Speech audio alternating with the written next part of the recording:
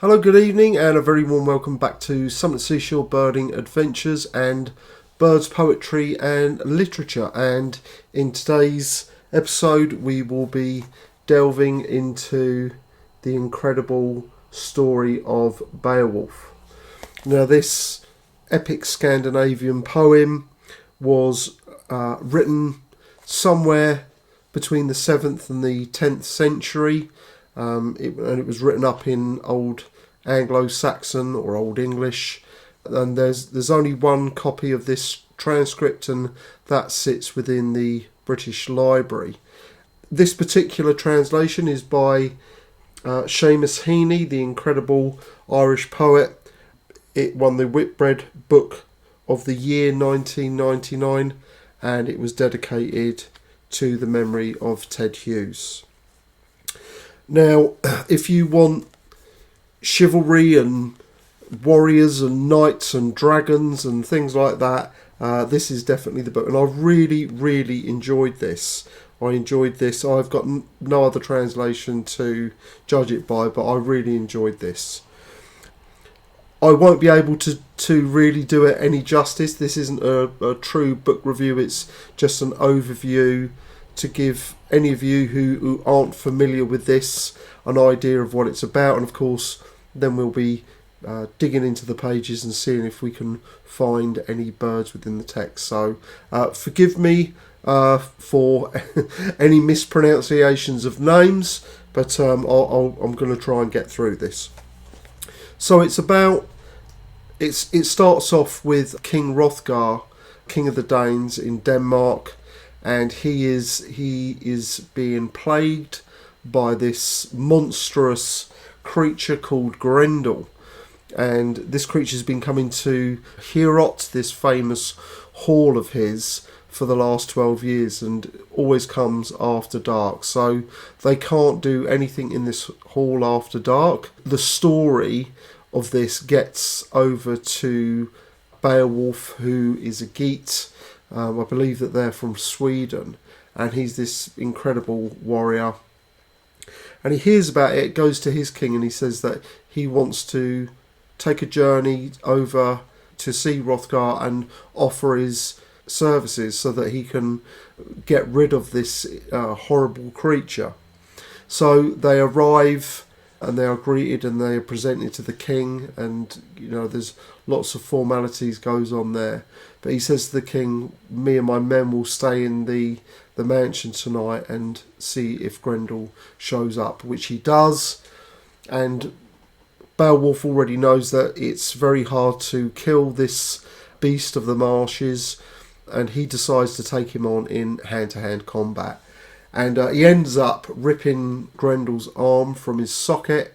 Grendel runs back to the marshes and his lair, and King Hrothgar is very happy that Beowulf has done this for him and his people.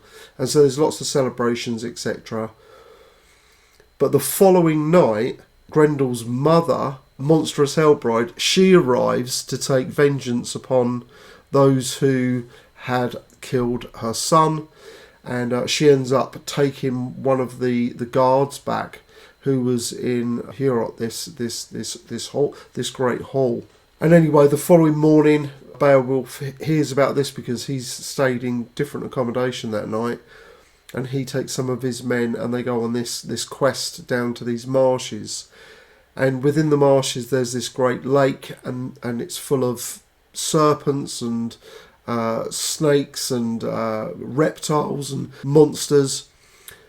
And Beowulf decides that he is going to go alone, and he goes into the lake. Takes him about a day to swim down to the bottom to Grendel's lair, and here he gets in this epic battle with Grendel's mother. He sees that Grendel is there dead on the floor, and anyway he slays Grendel's mother and cuts off Grendel's head to bring this back as a trophy to give to Hrothgar to say, we've definitely got rid of him this time. It was one of those moments where they're building bridges between the two communities and the two countries, and Hrothgar thinks of Beowulf almost like a son now. He really trusts him, and he gives him lots of gold and jewels and things like that, thanking him for his service. Eventually, they head back to the land of the Geats, and Beowulf ends up becoming king there and ruling his people for about half a century. Until one day, this person stumbled upon a cave, and within this cave was this just incredible amount of jewels and gold and trinkets, and he steals this goblet, but he didn't realise that all of this wealth was actually being guarded by this dragon who had been there for hundreds of years. And anyway, this dragon comes out and decides to, rain havoc with the Geats and destroying all their homes. And of course, Beowulf is a lot older then, but he decides that he is going to take on this dragon, this sort of one last thing for his people. And he takes a group of men out with him, but many of them hide. I think it's Wiglaf, his very dear friend, stays with him, and they fight this dragon. And anyway, it's quite an epic battle, and eventually the dragon bites Beowulf on his neck. His friend sticks a sword into the dragon, and eventually Beowulf sticks a knife into the dragon's heart and slays it. But unfortunately, because of the amount of damage the dragon had done to him, he's going to die. And he speaks to his friend right at the very end and asks that they build this mound in his honour. So that's a really very quick overview of it. I'm just going to read we'll get into the birds in a sec.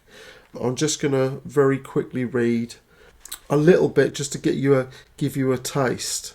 In off the moors, down through the mist bands, God-cursed Grendel came greedily loping. The bane of the race of men roamed forth, hunting for a prey in the high hall. Under the cloud murk he moved towards it until it shone above him, a sheer keep of fortified gold. Nor was that the first time he had scouted the grounds of Hrothgar's dwelling, although never in his life before or since did he find harder fortune or hall defenders. And again, this is after they've battled with Grendel, and it's the night before Grendel's mother arrives. I just thought I'd very quickly give you an idea of the writing. They went to sleep, and one paid dearly for his night's ease, as had happened to them often, ever since Grendel occupied the gold hall, committing evil under the end came death after his crimes. Then it became clear, obvious to everyone, once the fight was over, that an avenger lurked and was still alive, grimly biding time. Grendel's mother, monstrous hell-bride, brooded on our wrongs. She had been forced down into fearful waters, the cold depths, after Cain had killed his father's son, felled his own brother with a sword. Branded an outlaw, marked by having murdered, he moved into the wilds and shunned company and joy. And from the Cain there sprang misbegotten spirits, among them Grendel, the banished and accursed, due to come to grips with the Watcher of Heorot, waiting to do battle. Anyway, the whole of this book is just fantastic, the way it's been written and the language it's written in. It's an incredible read. So, like I said, there's lots of videos out there that you can really get a sense and a feel of this. It's far better than I can present here, just giving this kind of overview. So I'll give you a little bit of a backstory to the first bird that I found within this. And now this is after the battle with Grendel and Grendel's mother, and it was the night before they were heading back. Beowulf and his men were heading back to the land of the Geats. Then the company rose for the old campaigner. The grey-haired prince was ready for bed, and a need for rest came over the brave shield-bearing Geat. He was a weary seafarer, far from home, so immediately a house guard guided him out, one whose office entailed looking after whatever a thane on the road in those days might need or require. It was a noble courtesy. The great heart rested, the hall towered, gold-shingled and gabled, and the guests slept in it until the black raven, with raucous glee, announced heaven's joy, and a hurry of brightness overran the shadows. So that's, it's incredible how many times these corvids and ravens are mentioned within these great texts. So that was the first one I found. So there's actually more to this story. There's another mention of a bird, but I'm actually going to return to that at the end, because it's I think it's quite a good one. I'm just going to move forward now. This little bit is just before, really this is before the fight with the dragon, and he's speaking of a part of his youth. This is Beowulf speaking. Many a skirmish I have survived when I was young, and many times of war. I remember them well. At 7 I was fostered out by my father, left in the charge of my people's lord, King Rethel. Kept me and took care of me, was open-handed, behaved like a kinsman. While I was in his ward, he treated me no worse as a wean about the place than one of his own boys, Hiribild and Heathen, or my own Hyglac. For the eldest, Hiribild, and an unexpected deathbed was laid out. Through a brother's doing, when Hythen bent his horn-tipped bow and loosed the arrow that destroyed his life.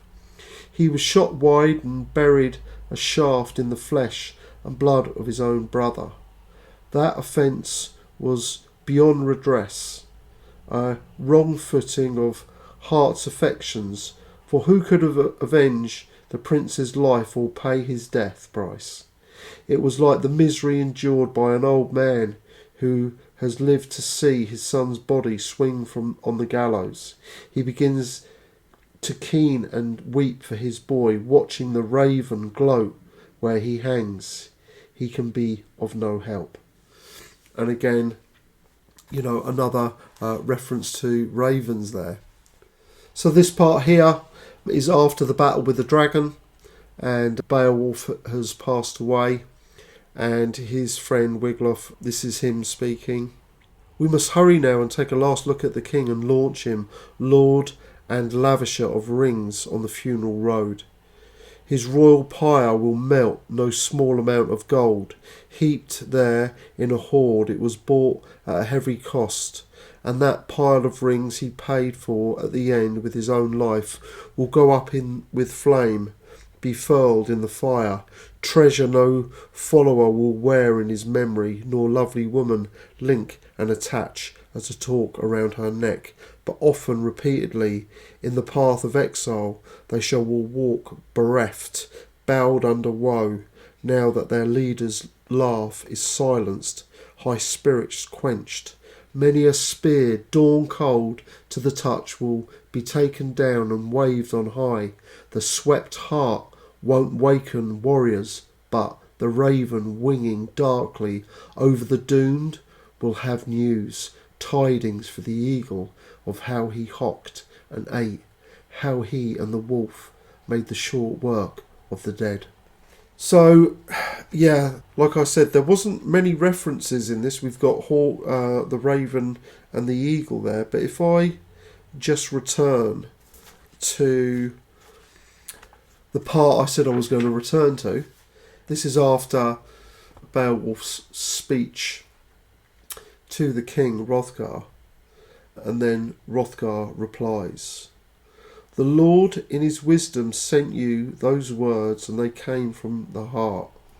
I have never heard so young a man make truer observations. You are strong in body and mature in mind, impressive in speech. If it should come to pass that Rethal's descendant dies beneath a spear, if deadly battle, or the sword blade, or disease fells the prince who guards your people and you are still alive, then I firmly believe the seafaring Geats won't find a man worthier of acclaim as their king and defender than you. If only you would undertake the lordship of your homeland. My liking for you deepens with time, my dear Beowulf. What you have done is to draw two peoples of the great nation and us neighbouring Danes into shared peace and a pact of friendship in spite of the hatreds we have harboured in the past. For as long as I rule this far-flung land, treasures will change hands and each side will treat the other with gifts across the gannet's bath. Over the broad sea, walled prows will bring presents and tokens. I know your people are beyond reproach in every respect, steadfast in the old way with friend and foe. Anyway, it's ridiculous how happy I was when I found that saying, the gannet's bath. I just think it's absolutely fantastic. Really happy. So, yeah, I get a lot of enjoyment, and this is the whole reason I do this, out of reading these classical books, or at least some of the classics, and finding references to birds. And of course, some of it is very slim pickings, but you know, getting something like that is ridiculously. It's a lot of fun finding that. And so, with that in mind, I'd like to read you a poem that is about the gannet, and this is by the late Edwin Morgan. High the cliffs and blue the sky, and mad the spray and bright the sun, and deep as the grave the teeming waters never at rest in St Kilda's cauldron. Fish for the taking, lazing in innocence, island to island, flesh for a thunderbolt, not thrown by gods, not Greek, not Gael. If the fish could look up, a bird left the crag, white against the blue, half hovered, half circled, stopped in an air path, with eye unblinking, folded its wings, and gravity batteried, sharp beak down, and sharp tail up. It plunged, it plummeted, it hit the sea, it shot right under, and vanished except to the fish it speared, in fearful eruption from heavens unseen. So who is safe? The gannet cliffs are shrieking, but not about that. So very quickly, we'll get now to my bird book recommendation, and this is Kingbird Highway. It's the story of Ken Kaufman's birding journey, big year trip around the States. And I'm trying to think when I read this first, probably around 2003, 2002, something like that. And I think it was 2004 we did a big day challenge for the Meadowlark Festival in British Columbia, Canada, and Ken came down for that, and we had this. There was a nice meal put on at a hotel, and we all split up into teams. Ken's team won with I think it was Gary Davison and Chris Charlesworth and Dick Cannings, or Ross Cannings, can't remember. But anyway, their team won. I think we came in about third. But interesting guy, fantastic book.